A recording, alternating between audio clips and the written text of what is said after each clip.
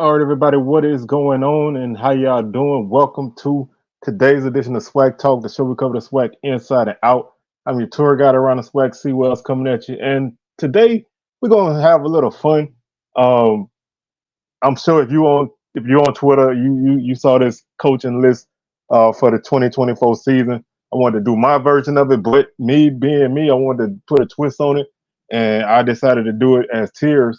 So this list was provided by Lionel Mosby from PV versus Everybody. Y'all make sure y'all check out his channel. He got some really good PV content on there. So y'all, when this list dropped, it put the swag space in a tizzy, but I wanted to put my little spin on it and go from there. So with that being said, man, y'all check out those socials: Facebook is Swag Talk, Twitter Swag Talk 76, Instagram Swag Talk. Don't forget to like the video and comment your thoughts.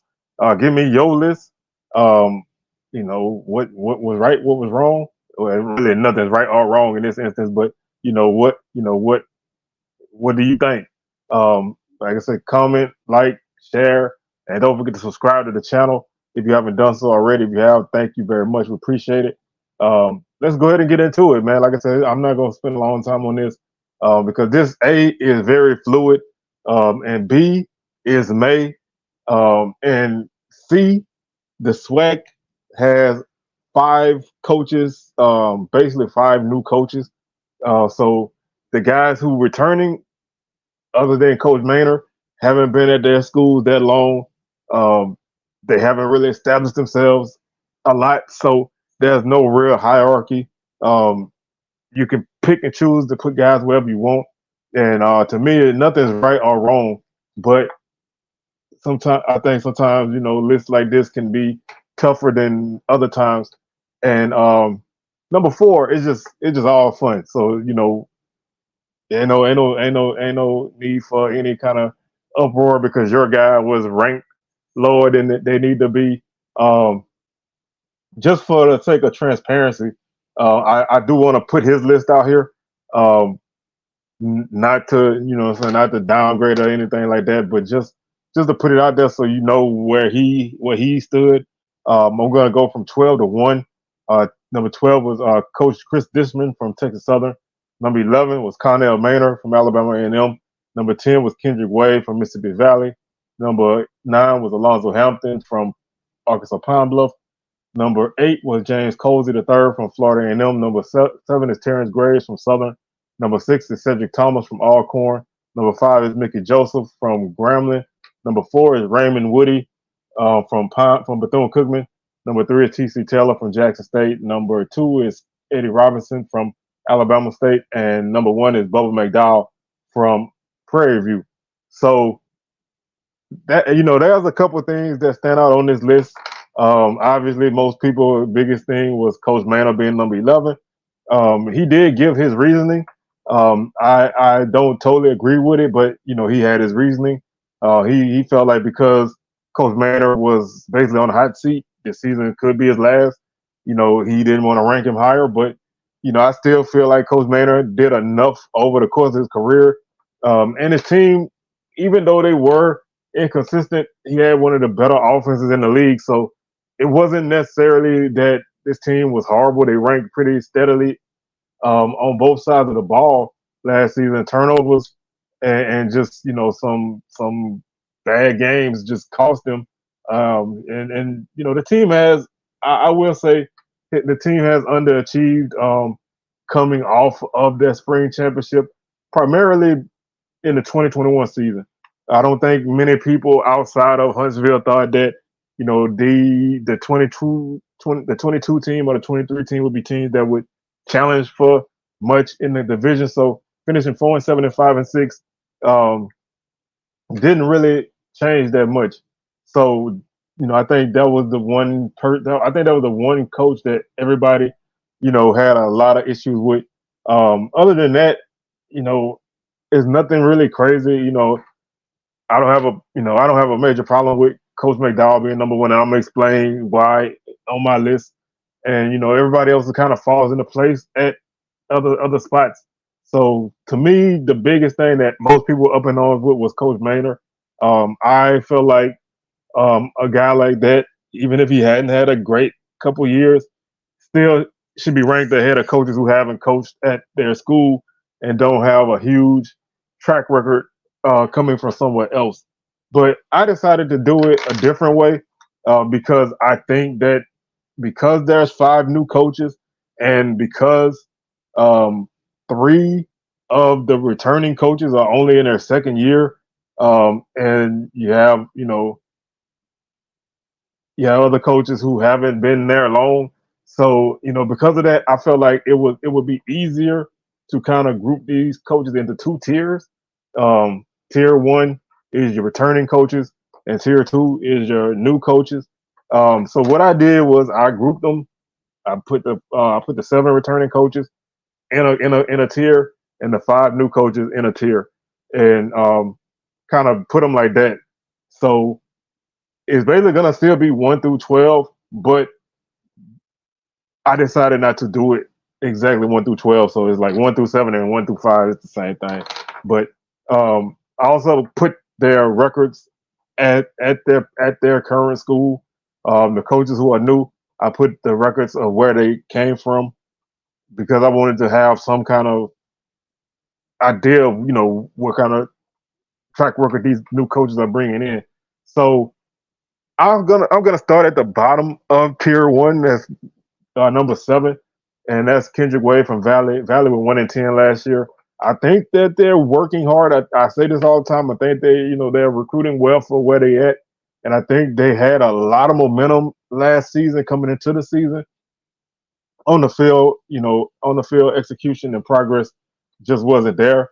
Now they did blow the brakes off of Pine Bluff, so I started to put him above Coach Hampton for that, but with that being your only win, I didn't do it. I decided to keep them at seven. The number six guy in tier one is Alonzo Hampton from Pine Bluff. They were 2-9 last season. A lot of competitive games at a certain point in the season. They had a really competitive first quarter against Tulsa, which for a coach that came in late with basically a whole new team, that's a pretty solid beginning of your season. They did get overwhelmed in the last three quarters. They had a close loss to Alabama A&M. They had a close loss to Tennessee State. They did have a close victory over Miles, but they had a few close competitive losses, and then around mid-season, the bottom fell out, and they started to drop games by bigger margins, and really just not be competitive due to injuries, and just lack of cohesion on offense, especially. Um, they did close out their season with a win over Texas Southern and a big comeback. So they did show some fire winning their last game and getting that first conference win. I think again, kind of like Valley, this team is working hard. Um, I love the energy that Coach Hampton brings as a coach. Right, his energy reminds me of Coach Odom's a lot. Um, just the way that he's super high energy with stuff, and he kind of look like him. So, but um, that's why I put them at number six. Again, they did get blown out by Valley. So if you want to use head to head as a measuring stick in this instance, I wouldn't be against it. But I thought that they showed a little bit more progress, especially early, and then late they closed out with a dub. So I gave them the numbers. I gave them the number six spot. Number five is Raymond Woody the third Raymond Woody Jr. from Bethune Cookman. Wildcats finished 3-8. I love their defense from last season. The defense kept them in a ton of games all year. They only had a couple double-digit conference losses, and their defense was pretty solid all year. They weren't spectacular. They were like a five. They were like a 6, 7, 8 ranked defense in most categories, but for what they had and what they went through, and the fact that this defense was not good in 2022, I thought they took a huge step on defense, and that helped them a lot. The offense left a lot to be desired. They had injuries at the quarterback position and not really a lot of explosiveness on offense. So kind of kind of, evened out the progress of the team and plateaued them a little bit because offense really never really got on stride other than the Alabama A&M game, which they really ran the ball very well in that game, and blew out A&M. But I thought that they showed some progress on defense. Offense, still not much. Coming into the season, I thought they hit the portal extremely well. Still remains to be seen how that translates to on the field progress, and on the field coaching. But I thought they were taking some positive steps, and because of that, I'm comfortable with him at number 5 on my tier list. I wouldn't be opposed to him being the number 4 guy on this list like this, because I think that they did make a lot of progress and they're recruiting well, but the wins and losses haven't really been there yet. So the wins haven't really been there yet. The losses have been there, but they did improve from 2-9 the year before. So slight improvement, and I think they're going to take another step this season. And I think if you did a 1 through 12 list, um, I wouldn't be opposed to him being in the middle portion, especially if you don't rank the new coaches higher than from anything higher than like 8. So I had to do the math on my fingers, y'all. I can't. I'm not good with math, but I'm fine with him being at the 4th spot on the tier list. But on my tier list, he's number 5. Number 4 is Connell Maynor from Alabama A&M. 34-26 at this time at A&M. Again, had a spring championship. Your mileage may vary how you carry that. Like I said on SWAC Smoke this past week, if Southern would have won a SWAC championship, I'd be happy. I wouldn't be beating my chest every day, but I'd be happy to have a championship. Other than that, I don't really put a lot of stock into it. They won the games that they had to win. They played the game that they were able to play, and they went undefeated and won. They had a great team that spring, coming into the 2021 season. A lot of high expectations. Bottomed out, finished 7-4. Underachieved. Got really mollywopped against Jackson State, and from then on, it was kind of downhill for the next 2 years. 4-7 and 22, 5-6 last season, and that leads to a lot of people feeling like he's on the hot seat this season. One thing I think gets lost in the shuffle because of how their record was. This team was a pretty good offense last season. They were number 2 in scoring offense, almost 30 points a game. This is overall stats, not conference stats. Almost 30 points a game overall. They were 3rd in total offense. They were 5th in total in rushing offense. They were 3rd in passing offense. So the offensive effort was there. Defensively, they were 8th in passing defense. They were 6th in rushing defense. They were 6th in total defense, and they were 8th in scoring defense. So this was an average team. The offense was great. Defense was, and that equals out to average. So 5-6 is a pretty average record. It's not 500, but it's right under it. So for what the expectations was for this team last season, which a lot of people thought he might have been on the hot seat last season, they haven't beaten anybody above them in quite some time. So that can be a thing.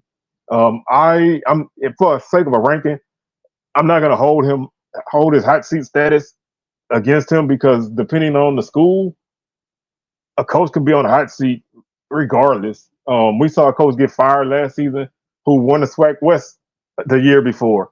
So depending on expectations of a school, the hot seat can always be there. So I'm not gonna really hold that on him because of that. Like I say, I don't really punish him for not having great teams the last couple years, because I didn't think those teams were gonna be great anyway. But he has underachieved coming off of that conference championship. So if you want to look at it as a whole, that's fine. Came in at A&M on a team that wasn't doing well. Started freshman quarterback in 2018. 2019 had a great offense. Defense has always kind of been the issue for this team, and so that's kind of been the albatross around the neck of this program. The defense hasn't ever really been great. since he's been the offense has always been good to great. So that's been the calling card for this team, and because of that, they can't get over the hump. The East Division is extremely tough, and I think they got passed by Alabama State in the last couple of years. So now instead of battling for third or even second, they're battling for fourth and not and not fifth. So that's why I feel like on a tier list, he's in the middle of the pack. On a 1 through 12 list, again, he's in the middle of the pack. Um, I think that they've done enough to have them there. Um, I do think that he does leave a lot to be desired. So that's why I think he falls in the middle. Now, 1 through 3 on this list, I think can be rearranged and juggled depending um, on what your qualifications and criteria are.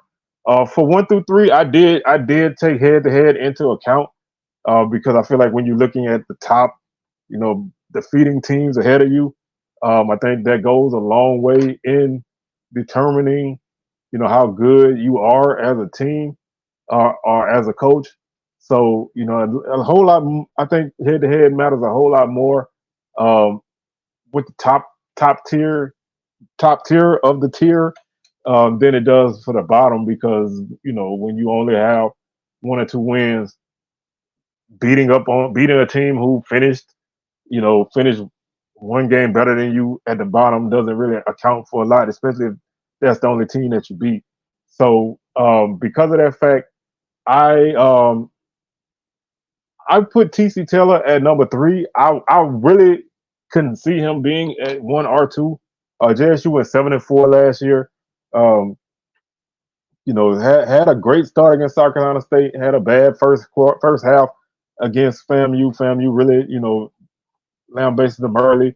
They tried to get back into the game, just couldn't. Were able to beat Southern. Texas State, really hurt, really walloped them. And then, they kind of won a couple games in a row, beating Bethune-Cookman and Alabama A&M by different methods. A&M, they basically jumped out to a big lead and held on. Bethune, they won by 6. Bama State beat them, which is kind of a factor in this list. And then they closed out their season winning 3 or 4. They no, the only thing about this team was they beat one team with a winning record this season, and last season that was Southern, who finished 6-5. So again, who you beat matters a lot when you look at coaching lists. But I think TC Taylor is going to be a solid coach. He's recruited well for the past season. I think the team is gelling a lot. I think the team is probably going to be even better than they were last season. So um, I just mainly the head-to-head aspect against Bama State. I kind of put against him, and it was only his first year. I think he has a lot still to prove, which all coaches on this list still have a lot to prove. I'm not holding that against him. I do think they just did not have the success against the teams in conference who had better records than them, but they beat the teams that you're supposed to beat, and that's one of the keys to being a good team. You beat the teams that you're supposed to beat, and then you steal a win or 2 against the teams who may be better or equal to you. So I think they got the first part down. I think they just have to get the next part down, and with the offense that they're returning, I think that they'll be there. And when you look at what this team did last season, they were very good on offense. And defensively, they weren't as good as they were the previous 2 years, but this was still a top 5 defense in pretty much every category. Um, led the league in interceptions as a defense. So they still were a solid defense. They just weren't that 21-22 JSU um, monster of a defense, but they still were good. And the offense still was there. It wasn't that level of the 22 offense, but they still were a team who finished second in passing, third in rushing, first in total offense, and fourth in scoring offense. So in that aspect, if you want to look at it like that, I don't have a problem with you ranking TC Taylor 1 or 2. I just decided to put him at 3 because head to head and winning a division championship or whatever that counts for. I gave some extra weight to that. Number 2 is Coach Eddie Robinson from Alabama State. Um, this was a guy came in with 0 coaching experience. Nobody knew how he was going to do, and they went 6-5 his first year. Last season they went 7-4, could have went 8-3. Dropped the late game against Prairie View, which hurt them. Had a loss to FAMU that hurt them with a late pick 6. Defensively, they had one of the best defenses in the league. Offensively, they left a lot to be desired, but even with that fact, they were still able to win 7 games. Almost probably should have won 8. Dropping that Prairie View game really hurt them a lot. But going from 6-5, going from 6-5 to 7-4, should have been 8-3. I think that's a good jump. And again, because of that, I could see you putting him at number 1. I think, like I said, I think Coach McDowell winning a West Division championship, it weighed a little bit more in this ranking. But there's a lot of things I'm going to talk about Coach McDowell that still need to improve to be higher on this list. But like I say, Bama State won 13 games in Coach Robinson's first 2 years with a bad offense and a great defense. They have the potential to have a really good offense this year if things come together. The defense may not be as good as it was last season, but they're still going to be a top defense. I still feel that they're still going to be a tough defense if the offense can even get have improved the numbers slightly from last season. I think that can boost them up to a division championship. So I think that he's doing a good job. I'm still not really sold on the off the field, and the recruiting and everything. I think they're doing a decent job, but out of most teams, I don't really feel like they're really building like that. But picking up Andrew Body was a huge addition to this team. That was one of the bigger moves out of anybody. And this is a team that doesn't really get blown out a lot because of their defense, and they're going to be competitive in pretty much every game. And when you look at it that way, a lot of that does fall on coaching. And they have a toughness about them. And so, like I said, I can see, if you want to put him at number 1, I'm cool with it.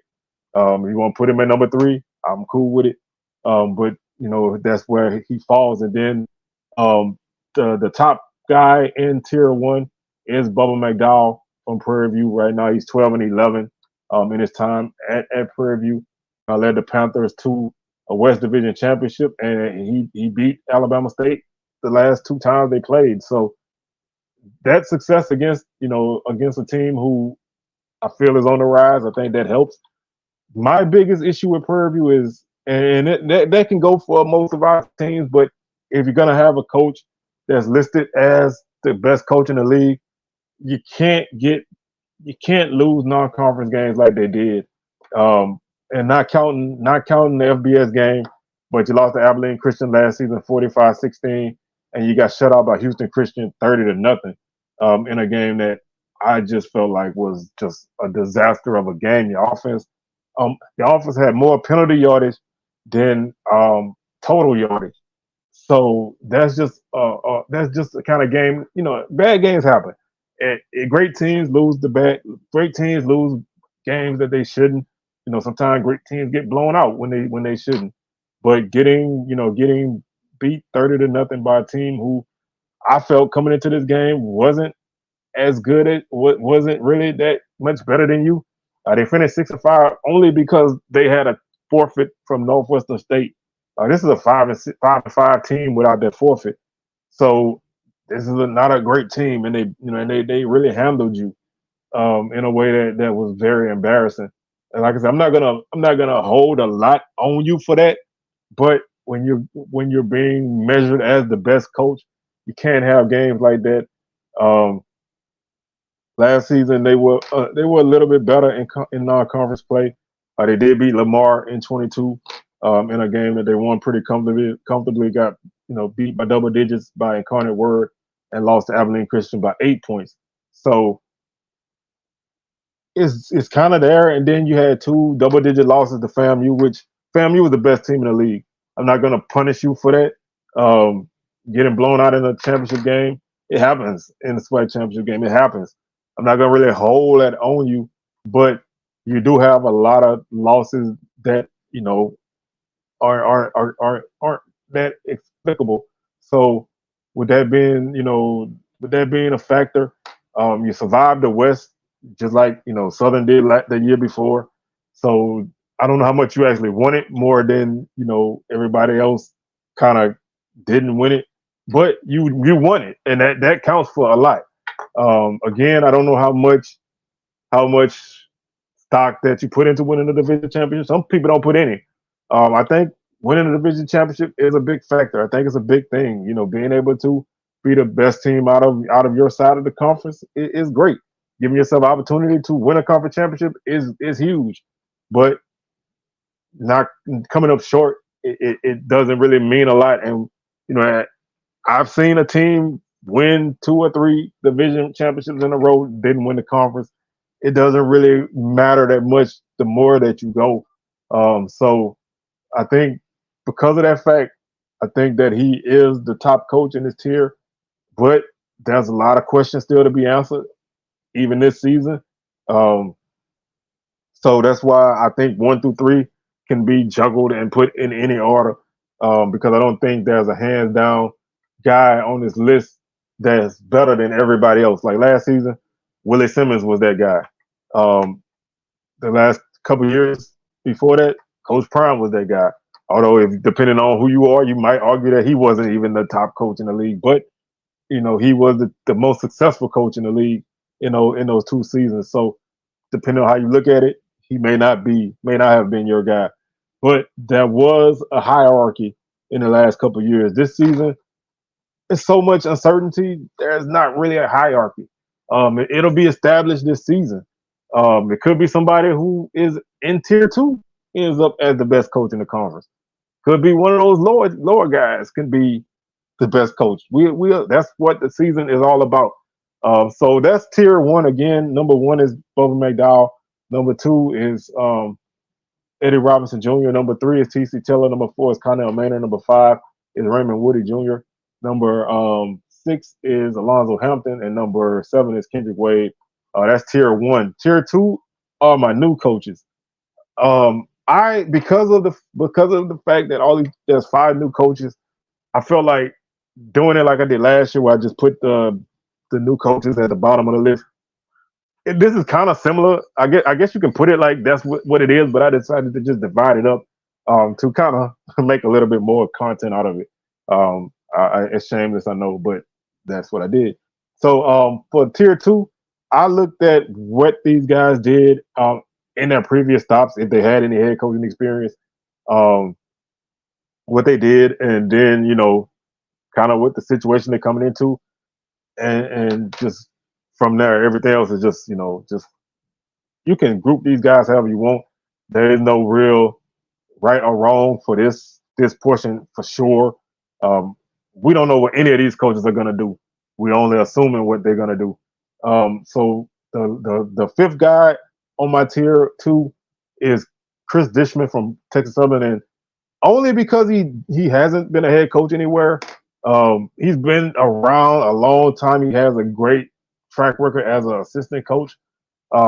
So being a first-time head coach at a program that hasn't really had a lot of success, and to some people maybe underachieved last season, it leaves some questions to be answered. And with guys ahead of him who have had stints other places, I just put him there. That doesn't mean he's the worst coach in the league. That doesn't even mean he's the worst coach in this tier. But because my criteria, that was horrible. My criteria was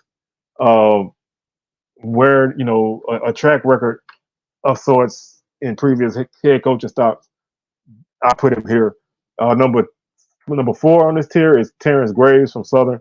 He has 2 stints as an interim coach, one at Grambling, one at Southern, won the Bayou Classic both times.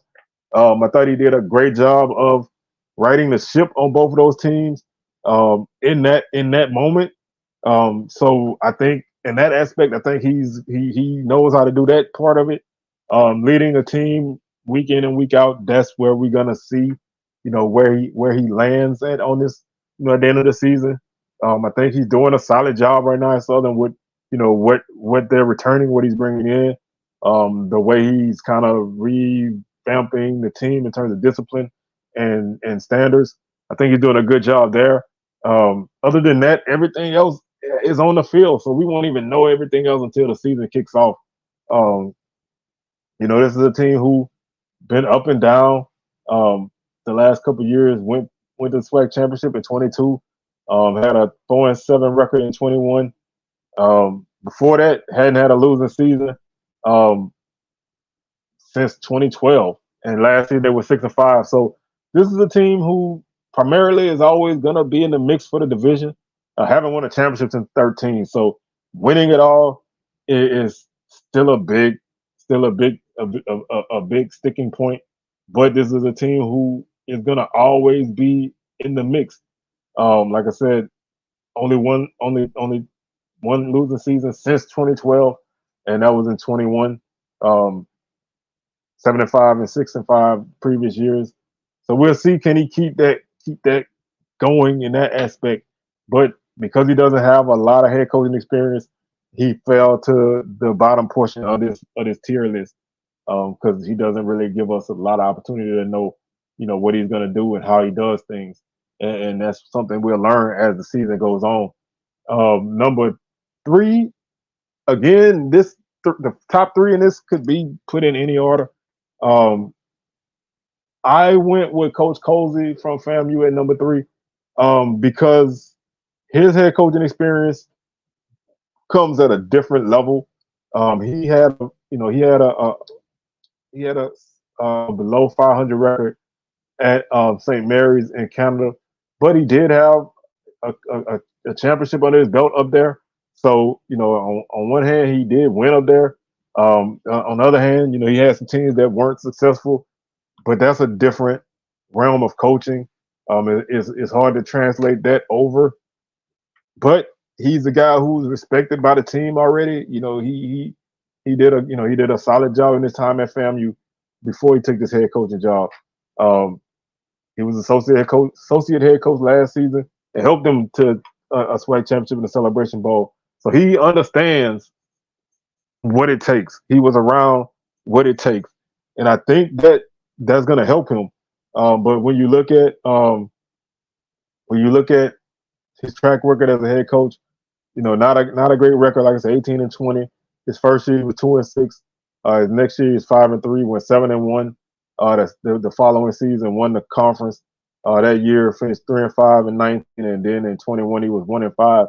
So with that 18-20 record on a different level, that's kind of hard to judge.